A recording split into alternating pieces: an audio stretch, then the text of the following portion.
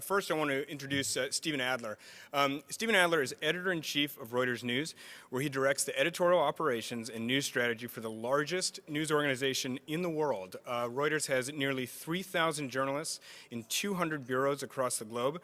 Reuters News reaches over 1 billion people every day. Go Reuters. Previously, Stephen was editor-in-chief of Business Week. During his tenure there, the magazine won more than 100 major journalism awards. Prior to Business Week, Stephen spent 16 years at the Wall Street Journal, leading a team that won 3 Pulitzer Prizes. Please help me welcome Stephen Adler.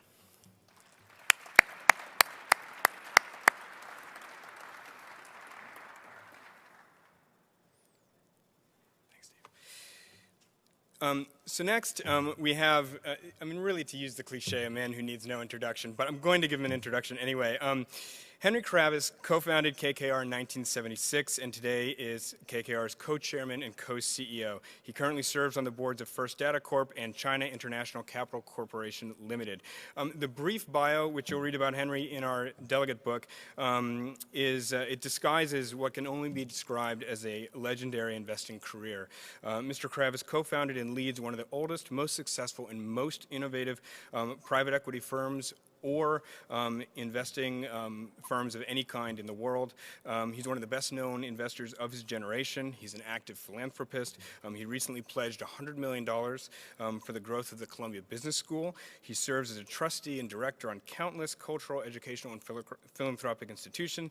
And, as I said, he really needs no more introduction from me. Please help me welcome Henry Kravis.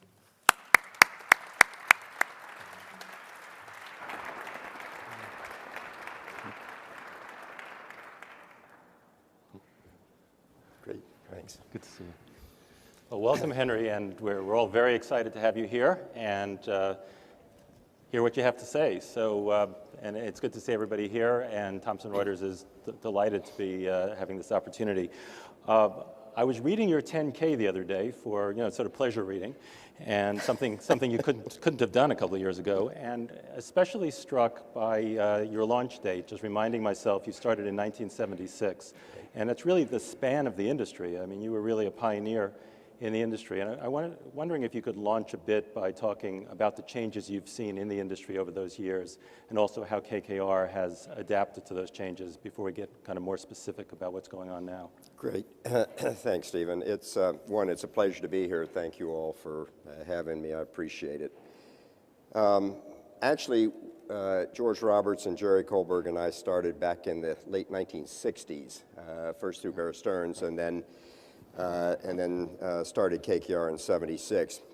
Those days we called them bootstrap acquisitions. I'm not going to spend a lot of time on that, but I think the one thing that has been constant throughout our 36 years at KKR and even before is one word that I would use: alignment. And that is an alignment of interest between GP, between management, and between the limited partners.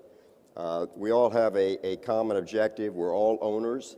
We've all put up our own money in it, and then there is a real alignment to reach a long-term goal, which is to make the company a better company, and hopefully in return to that, you'll also have a very decent return.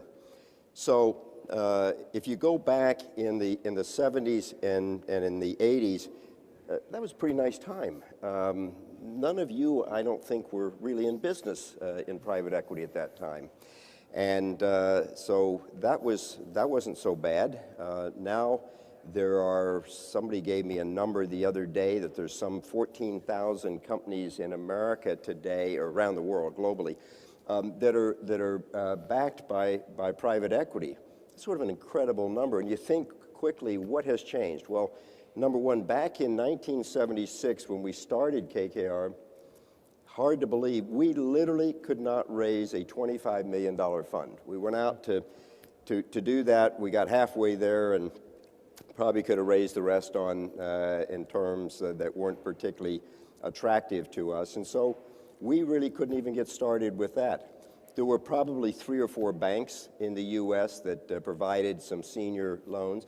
And then you had the insurance companies. You had the Prudential Insurance Company, which is the largest of them, and you had Mass Mutual, Connecticut General, Connecticut Mutual, and 1 or 2 others that provided capital. And you'd go to them you basically would go up and down the capital structure with them. They take some senior debt, some subordinated debt, maybe a slice of preferred stock, and then finally they take some equity. And then we'd provide some equity as individuals. And so what happened is there really is one major change that happened in 1984, and that was started through Drexel Burnham with the advent of the high yield market. Right. Made a big difference because all of a sudden you could go to them and they would, in a very short period of time, call up their clients, which were primarily companies like Executive Life and a number of the savings and loans that they did, and you'd have a deal done pretty quickly on the high yield piece. Banks, you still dealt with the banks, and they were the same banks, and a few others started coming in, and then funds really got started. But throughout this, that alignment stayed absolutely intact. Today, we're in a business where I don't know a country, literally a country, that there's not some private equity activity in that country, and that there's not a financial institution in that country that's participating in what we'll call private equity.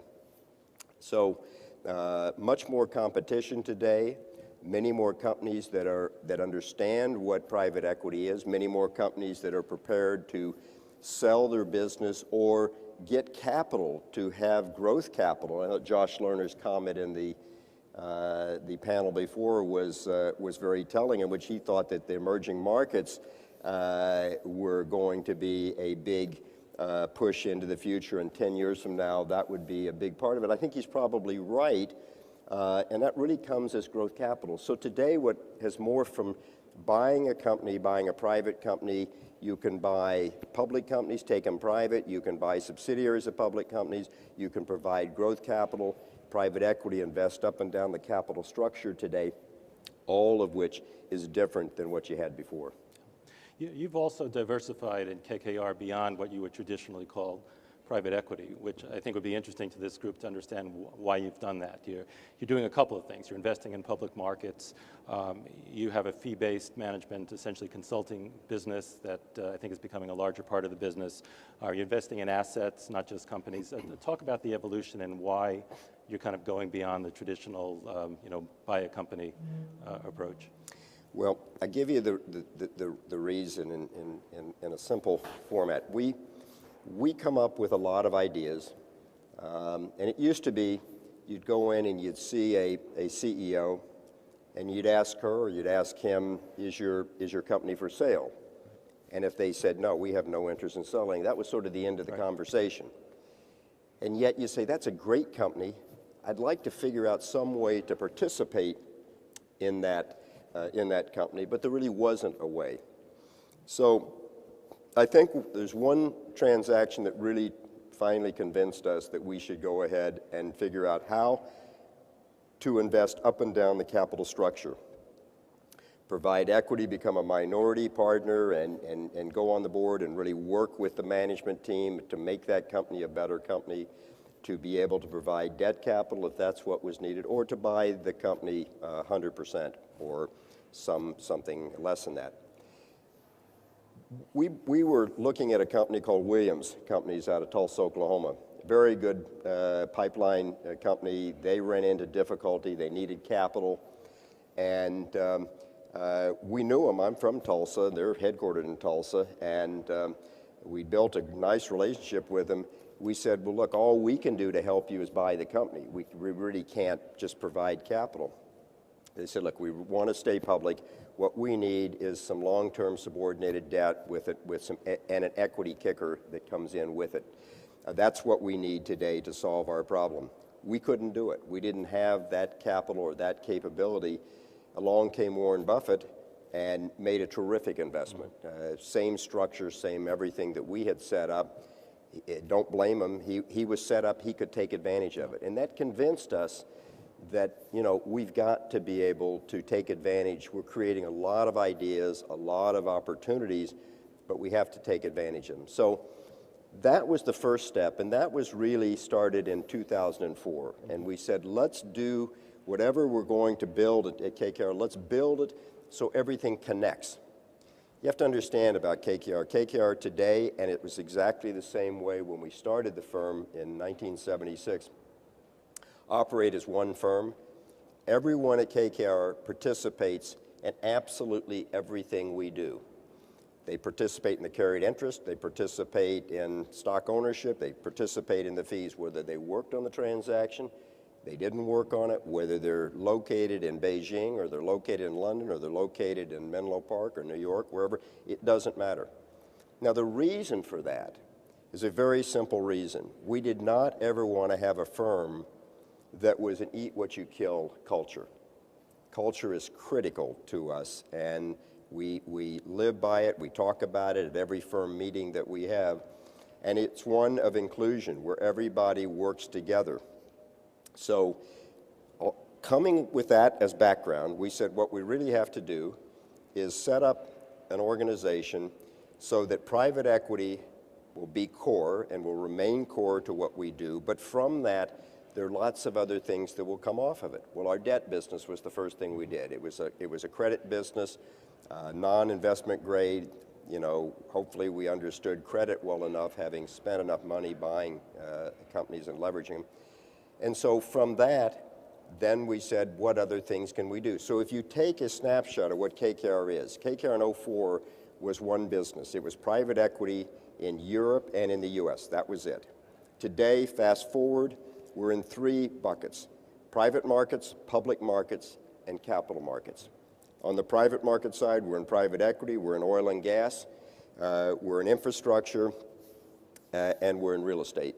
On the public markets side, we're in the liquid credits business that we started in 04, have expanded that so that now we can invest or provide capital from senior debt all the way through mezzanine, high yield, and special situations, and then we have a long-short equity business as well. And then we have a capital markets business that gives us a big advantage, because what that does, it enables us to finance our own companies much more intelligently. We actually own it as opposed to being a renter of Wall Street. Wall Street's great. We work very closely with Wall Street, very important part of what we do.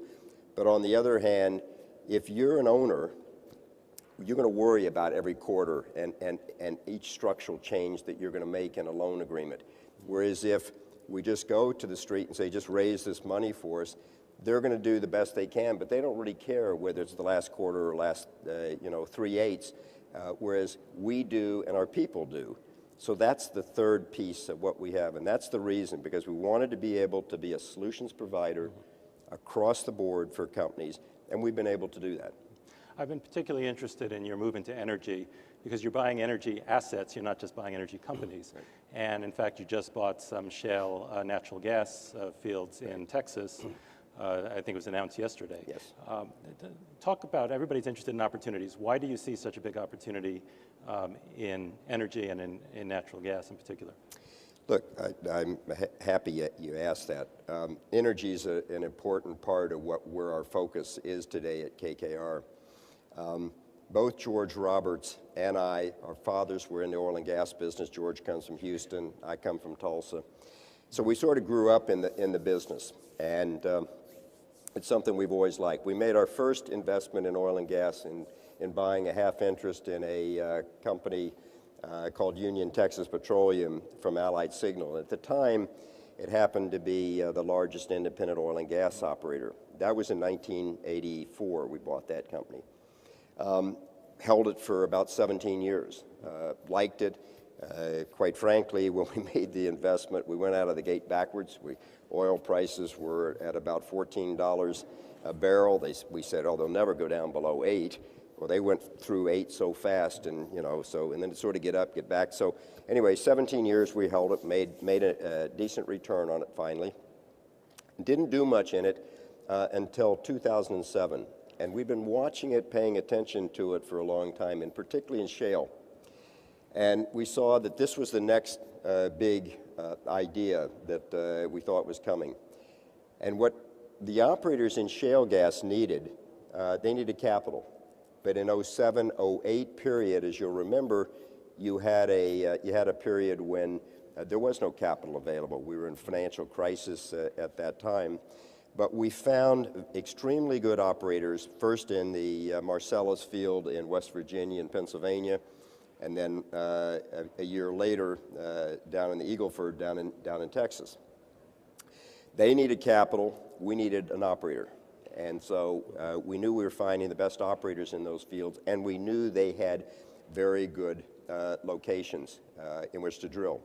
If you don't drill on a lease for shale, within a short period of time, you lose that lease. And so they needed the capital to make sure they could maintain their leases. We came along, provided that capital. We got in and we got out very quickly. In one case, we made 8 times our money in the Marcellus, and the other we made about a little under 4 times our money. Now, or 3 times our money we made.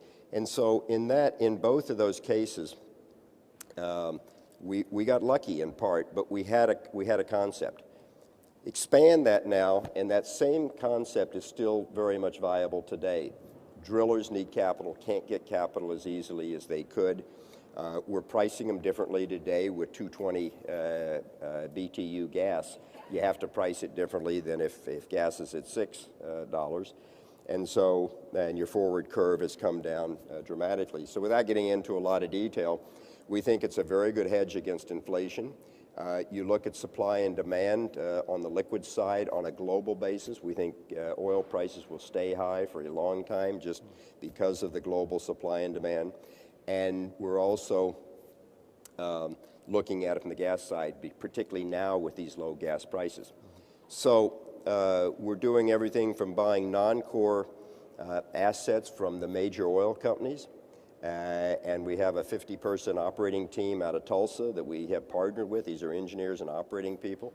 And it's like any non-core subsidiary of a public company. The properties have not gotten the engineers. They haven't received any capital from the parent company. And in some cases, they haven't even fixed a bridge to get across, so they can get equipment across to fix wells that aren't pumping. So these are the kinds of things that we'll do, and we find them very attractive. In addition to that, we've got a joint venture with a major operator around for assets outside of North America. We just made our first investment in Ecuador, where they're going to operate the field. We're putting capital up, and we're their partner. So we just find a lot of opportunities. There's a need for capital. There's a need to operate these properties more efficiently. They're proved developed properties in the most case, and so that's why we like them. I know you watch environmental issues closely in your investments. You're pretty confident that the fracking issues are not going to become major environmental problems for natural gas? We don't think so. Look, right now, the studies that have been done have pointed that this is not a major concern. It's more of a political concern than I think it is a major environmental concern. First of all, this drilling is way under the water table. Number one, they're encased twice by cement, and they're encased by pipe in addition to that. And so other than if they're bad operators, yes, you could have some isolated instances, no question about it, that this has happened and could happen. But the technology that you have today, in general, this should not be a problem. Okay. So looking at other places where you see opportunity, I think everybody's been talking today about where is there opportunity. You are mostly, as you say, in the U.S. and Europe. You still have a very large Europe fund. You now have an Asia fund. Talk to us a bit about Asia. How should we be thinking about Asia? Where are the opportunities? Where are the pitfalls? Well, Asia is very much of a local business. We have, for the size fund that we have in Asia, we have a $4 billion current fund. We're in the market right now raising a larger fund.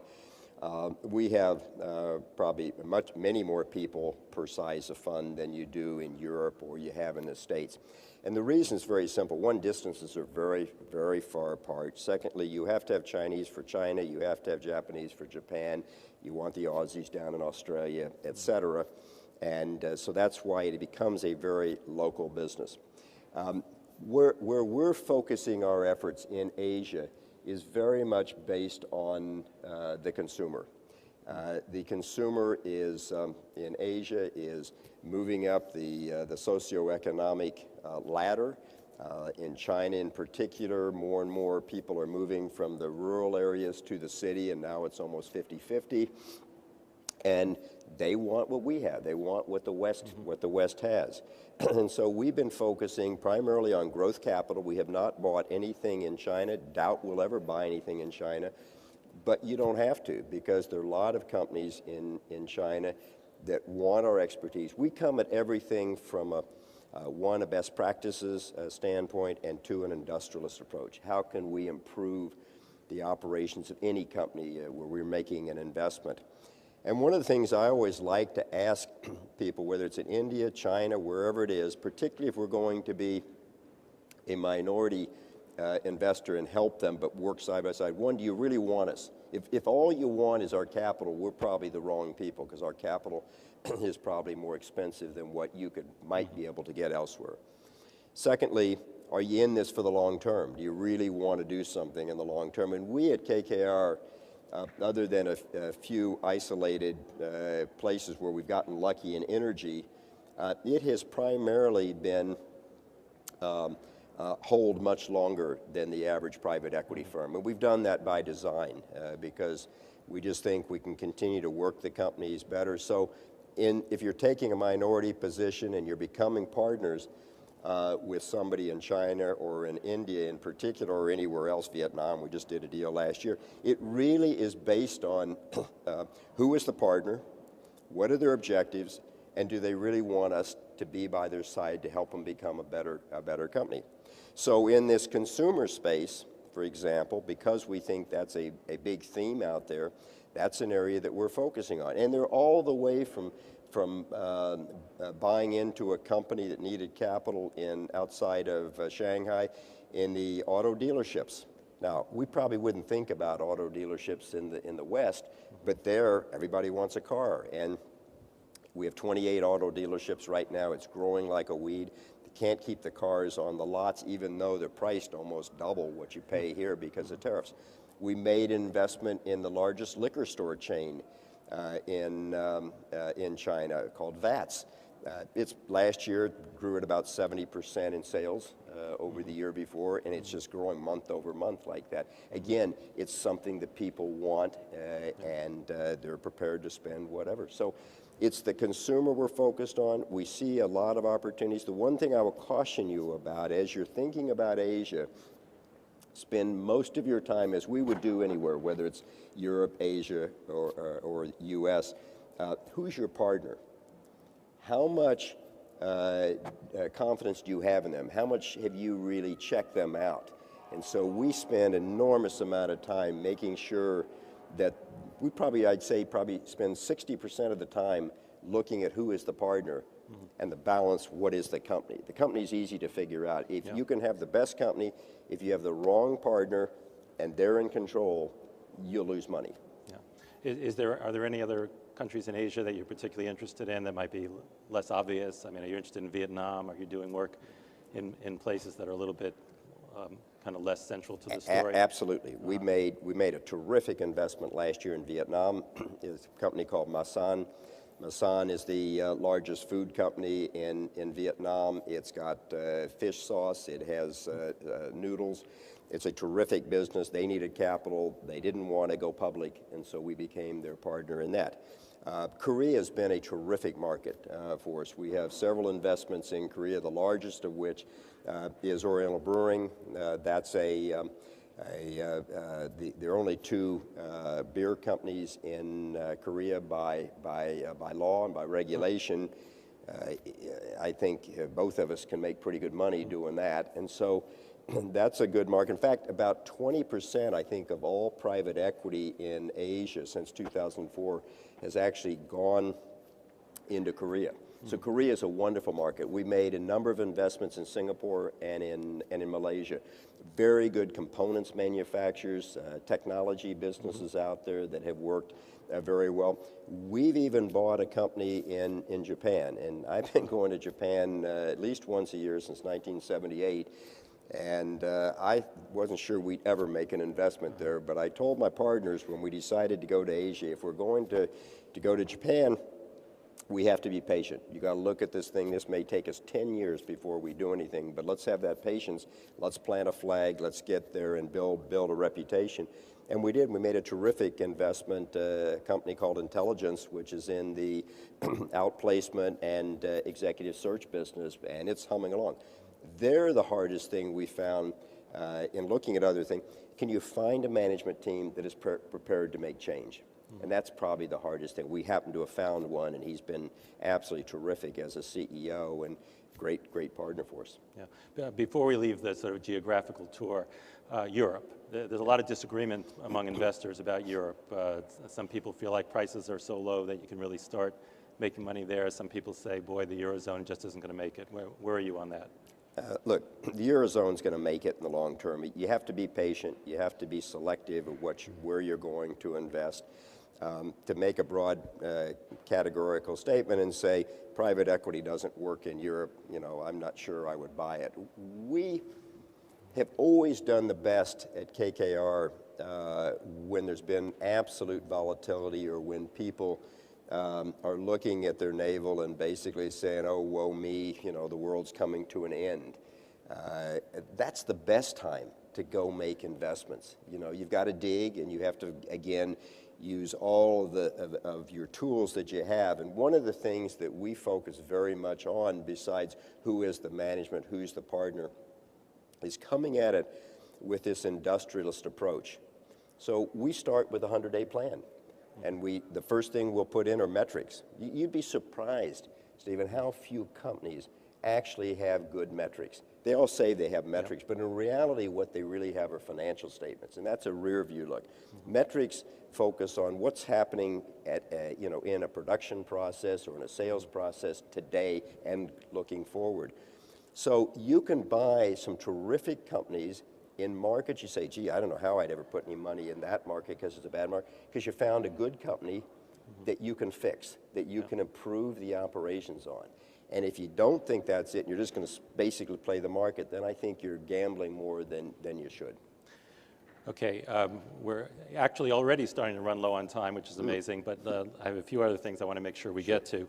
The question of going public came up in the previous discussion, so I wanted to put that question to you. Are there risks to limited partners and to investors in a company like yours going public? What are the advantages of being public, and how have you experienced the change? I know you're 70%, still 70% owned by your staff, by employee-owned, and 30% publicly held, but talk a bit about that. Sure. Look, being public gave us a real advantage. Number one, the way we did it was different than others. Jane, in the panel before, I thought raised a very good point.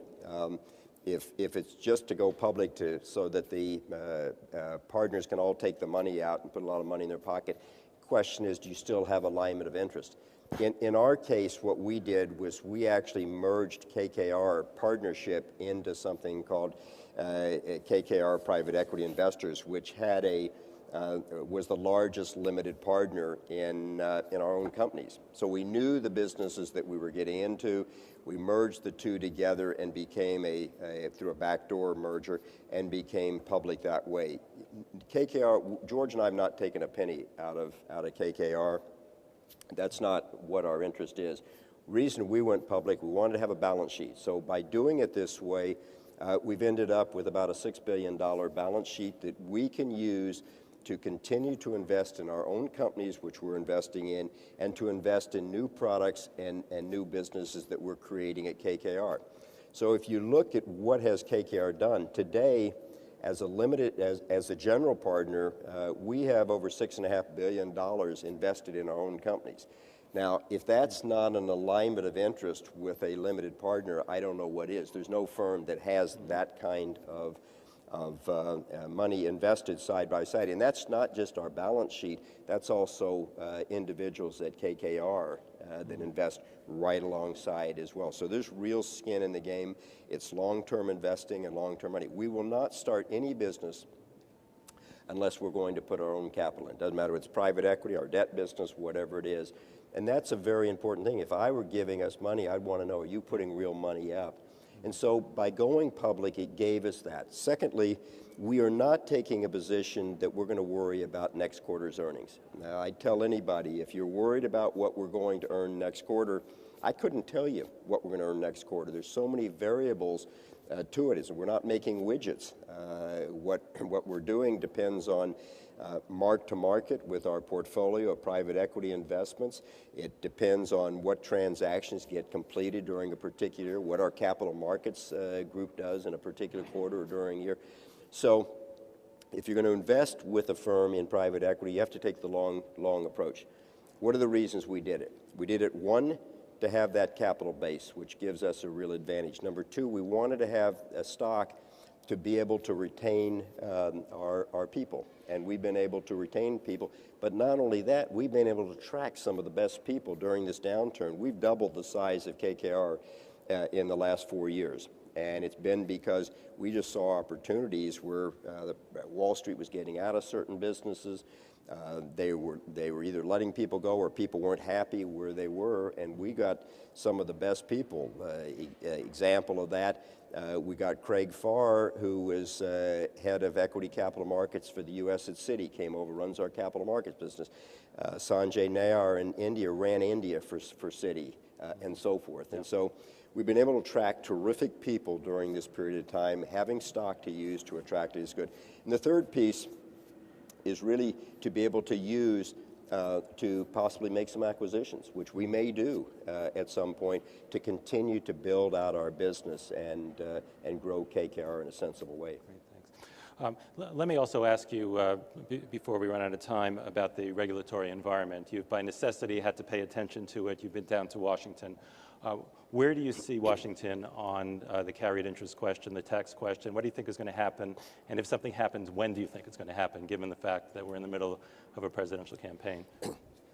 Look, I think there's a broader answer to that than what exactly happens to carried interest. I don't know what's going to happen to carried interest. But what I would say is right now we have a tax system in the U.S. that basically is not the most competitive in the world and is not necessarily conducive to creating jobs and creating investment. So where I start from, I think you have to look at our whole tax system.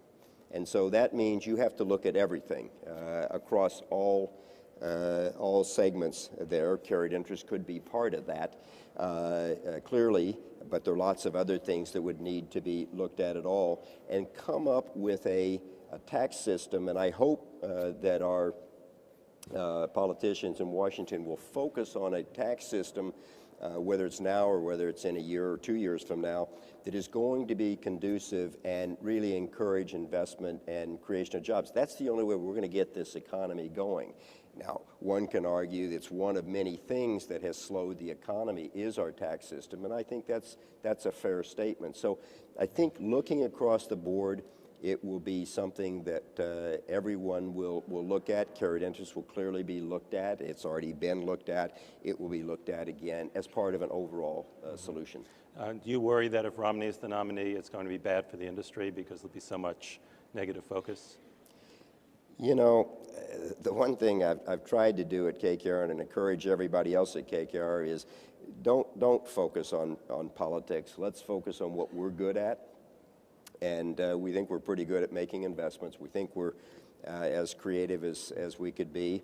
And now the question is, let's do the best for our limited partners. Let's do the people that are investing with us and happen to own stock in addition, limited partners. And how do we make sure that we're getting the best returns back? And that, to me, what we need, whether it's President Obama, who was handed a tough situation in the middle of a downturn, and he's doing what he can to get it turned around, or whether it's Romney, who's the nominee and is elected president, whatever they do, they have to focus very much on how are we going to create jobs, how are we going to make the U.S. more competitive. And to me, that's where we really have to focus. Final question. Does your philanthropy have anything to do with your business, or is that something you just do because you've made a lot of money and you want to give back, or is there a connection between what you do in the philanthropic world and what you do in the business world? Look, for years I've been giving either my time or giving money. I love it. And those of you that have been fortunate enough to have the time or have some money to be able to give to those less fortunate, let me tell you, from my standpoint, it is one of the most rewarding things that I've done. Yes, we could buy another company and all, that's nice. But being able to look at the smile on people or have a young person come up and said, you know, Mr. and Mrs. Kravis, you made a huge difference in my life. You got me off drugs because of your program that you created. I can't tell you, money can't buy that. And so the only area where the business has come in, I started something back about 15 years ago or so called the New York City Investment Fund to be able to create jobs and create businesses in the inner city in New York. And I based it a little bit on our model at KKR. The industrialist approach is divided up by industry specialization, where we have a very big network of all the major companies in New York, and they have people, and they'll work to help fledgling companies in the inner city. And so that's the only area. Giving back is something that comes from your heart to me. It's not I do it because it's the right thing. I do it because I want to do it. If we have time, can we do a couple of questions? A couple of questions from the audience?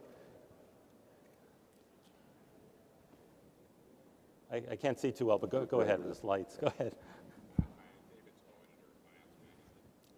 Hard to hear. Is there a microphone? David, let's get a mic, Yes, David. here it comes. Hi, it's David Toll, editor of Buyouts Magazine. Henry, you mentioned the possibility of doing some acquisitions. I wonder if you could expand on what kind of businesses you might buy, and also address whether you might be interested in buying other private equity firms to take you into new strategies that you're not in now. Now, you don't expect me to answer that, do you? Of course I do. Look, businesses that we might buy at KKR, and I'm not saying we will, but that we might look at that would make some sense, are expansions of where we are today, you know, where we can add on to areas where we might be able to grow them faster or get a terrific team to come on board. A good example of that, we started our long-short equity business. We brought over the team that did proprietary trading at Goldman Sachs, and they came over en masse. And fortunately, we didn't have to buy it, but it would have been something like that if they'd had assets and they were coming with assets that might make sense for us as an expansion of what we were doing, but a logical extension of where we are. For one private equity firm to buy another private equity firm, I'm not sure it makes a lot of sense. There's a lot of overlap of limited partners. I don't know whether the limited partners is, oh, I'm going to double up because you've now put the two firms together. I'm not sure that makes a lot of sense. So I don't think you're going to see a lot of that. Certainly it's not an area we're looking at. Okay, maybe one more question?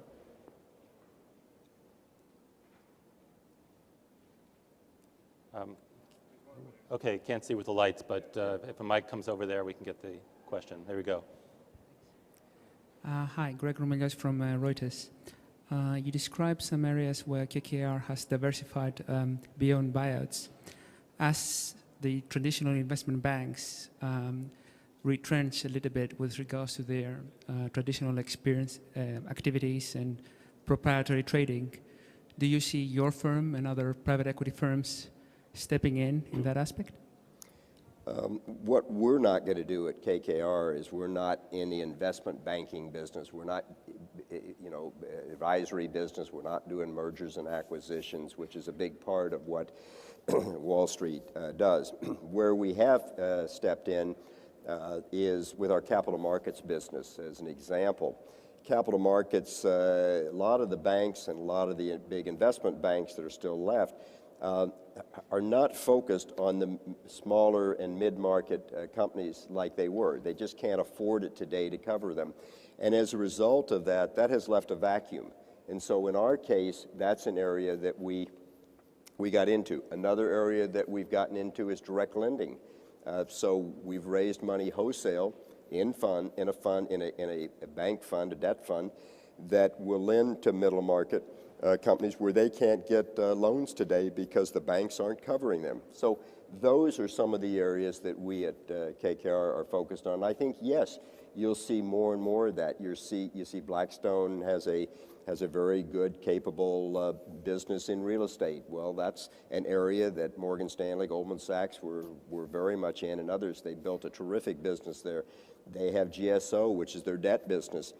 We have our debt business. And so, yes, those are filling some gaps and playing a role which have been vacated by the banks. We could talk for another hour. Unfortunately, the time is up. Thank you so much for joining us. It's been a real pleasure. Thanks Thank you very so much. Thank you, Steve.